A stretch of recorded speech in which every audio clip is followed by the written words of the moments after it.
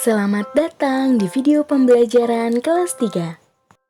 Sebelum kalian simak videonya, jangan lupa ya teman-teman subscribe, share, and like ya, agar Miskia semakin semangat membuat video kreatif lainnya. Halo teman-teman, berjumpa lagi bersama Miskia. Apa kabarnya kalian hari ini? Semoga kalian semua dalam keadaan sehat ya. Kita belajar tematik yuk hari ini. Di video pembelajaran hari ini, kita akan belajar tematik di tema 5, subtema 3. Sebelum mulai belajar, jangan lupa ya teman-teman baca doa terlebih dahulu, supaya kita diberi kemudahan dalam memahami materi pelajaran. Kita simak bersama-sama yuk videonya. Selamat menyaksikan. Assalamualaikum warahmatullahi wabarakatuh. Baiklah teman-teman, tematik hari ini kita akan membahas muatan-muatan pelajaran yang ada di subtema 3. Pengaruh perubahan cuaca terhadap kehidupan manusia. Teman-teman, seperti yang kita ketahui, perubahan cuaca tidak dapat kita hindari, karena hal ini adalah peristiwa alam. Tindakan yang dapat dilakukan oleh manusia adalah menghadapi perubahan cuaca. Banyak cara yang dapat dilakukan untuk menghadapi perubahan cuaca. Misalnya, menyediakan payung sebelum musim penghujan dan menyiapkan kipas angin ketika cuaca panas. Iya, teman-teman, kalian tahu tidak sebenarnya bagaimana ya proses terjadinya hujan? Nah, kita simak yuk proses terjadinya hujan. Hujan adalah air yang turun dari langit yang melalui beberapa proses hingga terjadinya hujan. Berikut adalah proses terjadinya hujan. Proses terjadinya hujan diawali dengan panas matahari yang menyebabkan air menguap. Panas matahari membuat air laut, air danau, atau air sungai menguap ke udara. Selain dari air danau, sungai, dan laut, air yang menguap ke udara juga bisa disebabkan dari tumbuh-tumbuhan yang mengandung air. Suhu udara yang tinggi menyebabkan uap air terkumpul di udara dalam bentuk awan. Panas matahari akan membuat uap air tersebut mengalami kondensasi atau pemadatan dan menjadi sebuah embun. Titik-titik embun akan berkumpul dan membentuk awan. Dengan bantuan angin, awan kecil menjadi awan besar. Semakin banyak butiran awan yang berkumpul, awan akan berubah warna menjadi kelabu. Setelah awan semakin kelabu, titik-titik air semakin berat dan tidak terbendung lagi akan membuat butiran-butiran air tadi jatuh ke bumi sehingga terjadilah hujan. Nah, teman-teman, itulah proses terjadinya hujan. Adanya perbedaan cuaca antara satu tempat dengan tempat lainnya disebabkan oleh perbedaan kelembapan udara serta suhu di tempat tersebut. Teman-teman, ternyata perubahan cuaca yang sangat ekstrim dapat mengakibatkan tubuh rentan terhadap berbagai penyakit. Nah, penyakit yang biasa muncul pada saat cuaca ekstrim adalah sebagai berikut. Yang pertama, yaitu penyakit flu. Siapapun yang memiliki kondisi tubuh yang lemah atau kurang sehat dapat terserang flu. Akan tetapi, penyakit ini mudah disembuhkan, cukup dengan makan teratur dan istirahat. Penyakit kedua yang biasa muncul pada saat cuaca ekstrim yaitu mimisan. Mimisan tidak berbahaya bila tidak disertai komplikasi penyakit lain. Secara tradisional, bisa disembuhkan dengan daun sirih dan secara kedokteran dapat dilakukan dengan cara bagian hidung yang berdarah dibakar dengan alat khusus. Kemudian, penyakit biasa muncul pada saat cuaca ekstrim yaitu sesak napas. Sesak napas di musim hujan dapat menyerang siapa saja. Udara yang sangat dingin dapat menyebabkan saluran pernapasan mengerut dan ini mengganggu pasokan udara ke paru-paru. Penyakit yang biasa muncul pada saat cuaca ekstrim yang keempat adalah saluran pencernaan. Musim hujan seperti ini harus hati-hati mengonsumsi buah-buahan dan sayur-sayuran. Sayur dan buah sebisa mungkin harus higienis ya teman-teman, yaitu dengan cara dicuci terlebih dahulu. Teman-teman, ketika musim hujan tiba, lingkungan sekitar banyak terjadi genangan air. Botol minuman, ember bekas, atau barang-barang cekung lainnya bisa tergenang air hujan. Hal ini tentu akan menjadi sarang nyamuk yang dapat menimbulkan penyakit. Nah, oleh sebab itu, kita bisa saling mengingatkan antar sesama anggota masyarakat untuk membersihkan genangan-genangan air dan mengelola sampah dengan benar. Caranya yaitu dengan membuat poster.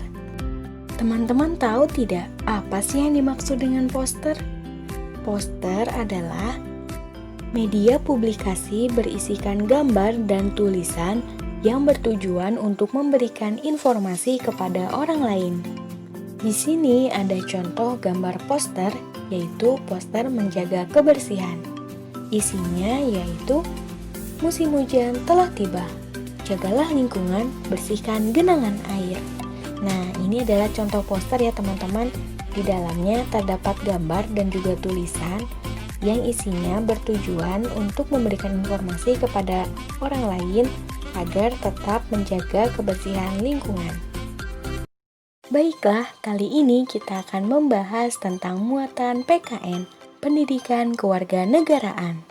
Teman-teman, seperti yang kita ketahui, Indonesia ini adalah negara yang memiliki banyak pulau. Ada Pulau Jawa, Pulau Bali, Pulau Sumatera, dan lain-lain. Biasanya setiap daerah memiliki jenis tanaman yang tumbuh subur di daerah tersebut. Selain tanaman, juga banyak sumber daya alam yang berbeda antara daerah satu dengan daerah lainnya. Teman-teman, seperti yang kita ketahui, setiap daerah bisa saja memiliki cuaca yang berbeda. Misalnya, daerah pegunungan dan daerah dataran rendah. Keadaan tersebut tentu berpengaruh pada jenis tanaman yang tumbuh di daerah tersebut. Nah, sekarang kita cari tahu yuk tanaman yang tumbuh subur dan daerah asalnya. Yang pertama, ada tanaman pohon sagu. Nah, pohon sagu ini biasanya tumbuh subur di daerah Papua. Yang kedua, ada tanaman padi. Tanaman padi ini biasanya tumbuh subur di daerah Sumatera Barat. Yang ketiga, ada tanaman tebu. Nah, tanaman tebu ini biasanya tumbuh subur di daerah Jawa Barat, teman-teman. Kemudian, yang keempat, ada tanaman jati. Tanaman jati tumbuh subur di daerah Jawa Tengah. Yang kelima, ada tanaman kecemcem. Tanaman kecemcem ini banyak tumbuh subur di daerah Bali. Yang keenam, tanaman duku. Nah, tanaman duku ini tumbuh subur di daerah Sumatera Selatan, teman-teman. Yang ketujuh, ada tanaman gaharu. Tanaman gaharu banyak tumbuh subur di daerah Nusa Tenggara Timur. Yang kedelapan, ada tanaman cengkeh. Nah, tanaman cengkeh ini tumbuh subur di daerah Maluku, teman-teman. Yang kesembilan, ada tanaman ulin. Tanaman ulin banyak tumbuh subur di daerah Kalimantan Timur. Yang kesepuluh, ada tanaman rotan. Tanaman rotan banyak tumbuh subur di daerah Kalimantan Barat. Teman-teman, negara Indonesia kita ini adalah negara yang memiliki berbagai macam budaya. Selain berbagai macam tanaman dari daerah asal, ternyata dari setiap daerah juga memiliki budayanya masing-masing, teman-teman. Sekarang kita coba cari tahu yuk bentuk kebudayaan atau kebiasaan masyarakat dari berbagai suku bangsa yang ada di Indonesia. Yang pertama, dari daerah Sulawesi Tenggara. Bentuk budayanya adalah katoba. Apa sih itu katoba?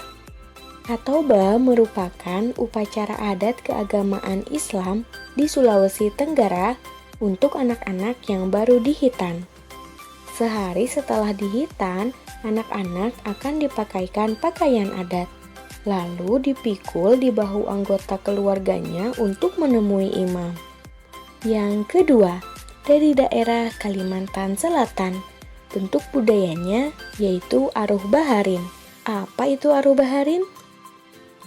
Aruh Baharin adalah upacara yang diadakan selama 7 hari 7 malam ini merupakan ungkapan rasa syukur dari masyarakat Dayak terhadap hasil panen yang melimpah, keberhasilan berdagang, melaut, atau beternak. Biasanya, upacara Aruh Baharin ini hanya diadakan setiap 3 atau 5 tahun sekali. Baiklah, kali ini kita akan membahas muatan matematika.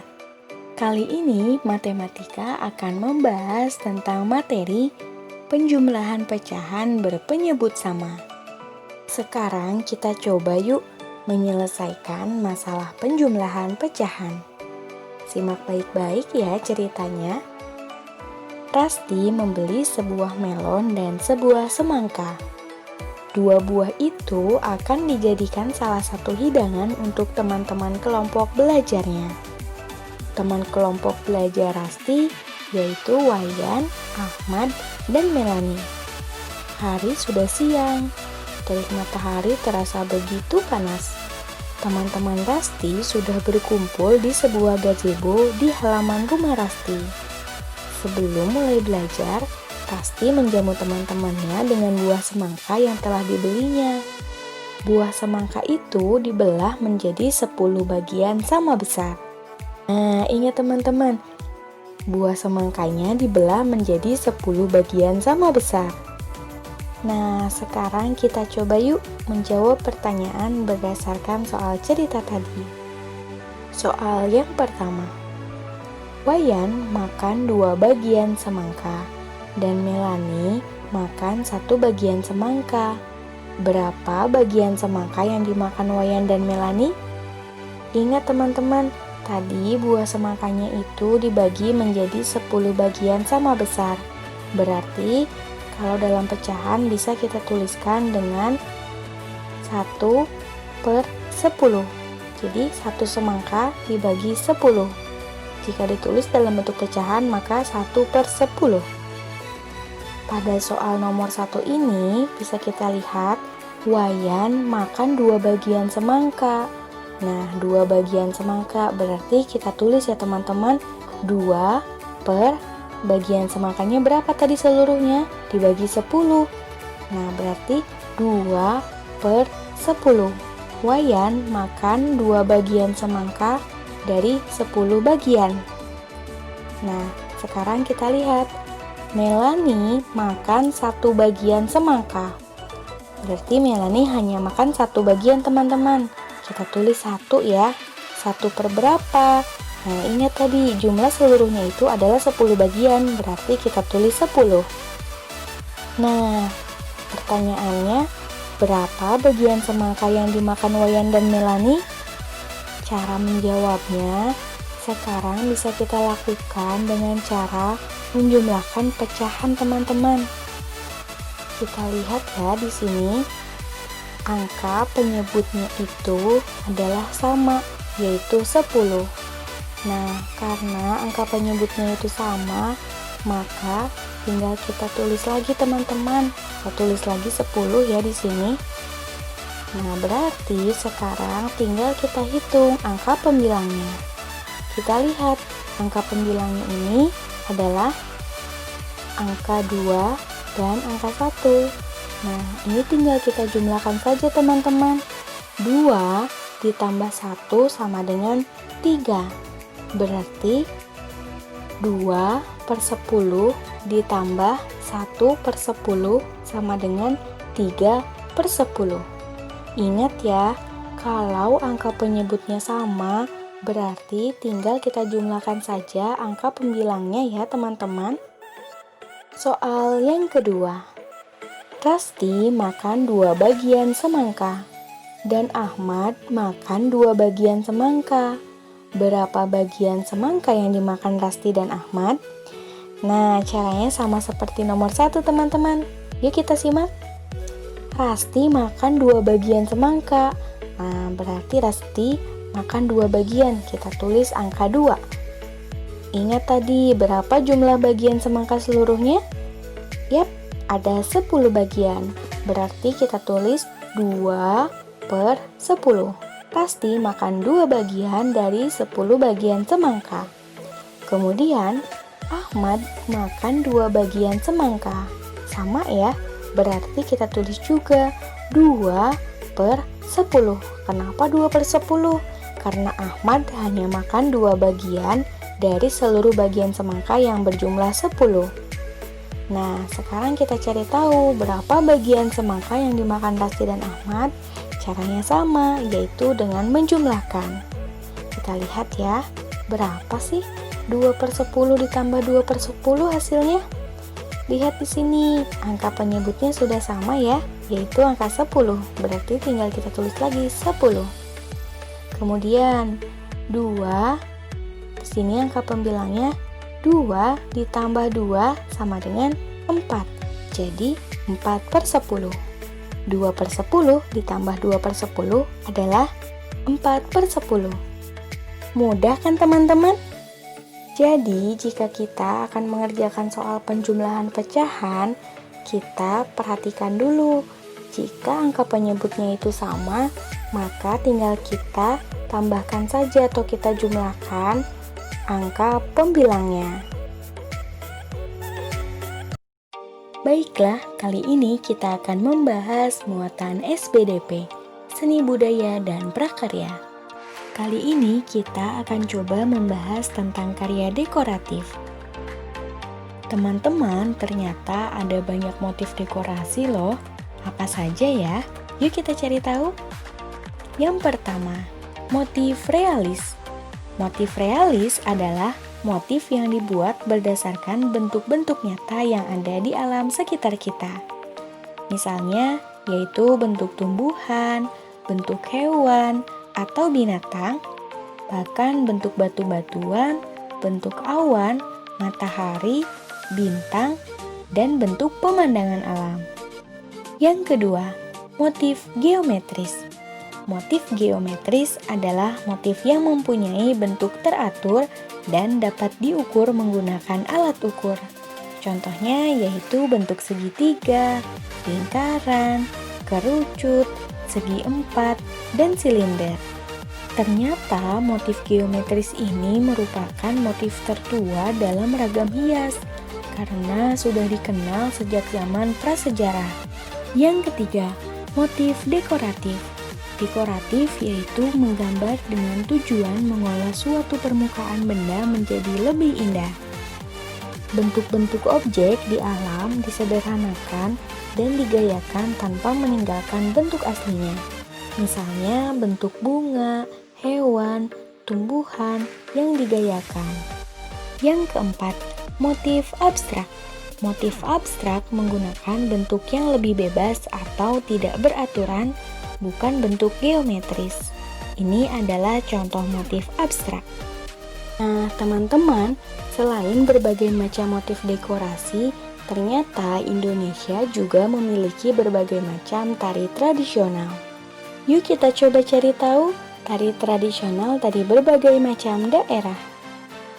Ada tari Ratowe Jaro, ada tari Tortor, tari Piring, tari Serimpi, tari Balen Dadas, tari Reog, tari Lenso, dan tari Pendet. Nah, tari Pendet merupakan tarian yang berasal dari daerah Bali. Selain tari Pendet, ada juga tarian kecak, teman-teman. Siapa yang pernah melihat tarian kecak? Nah, biasanya tarian kecak ini dilakukan secara bersama-sama ya, teman-teman. Alhamdulillah, video pembelajaran hari ini sudah selesai. Semoga ilmu yang kalian dapatkan bisa bermanfaat ya teman-teman. Terima kasih sudah menyaksikan video pembelajaran hari ini. Sampai jumpa di video pembelajaran selanjutnya. Tetap semangat ya teman-teman, belajar dari rumahnya dan juga jaga kesehatan. Wassalamualaikum warahmatullahi wabarakatuh.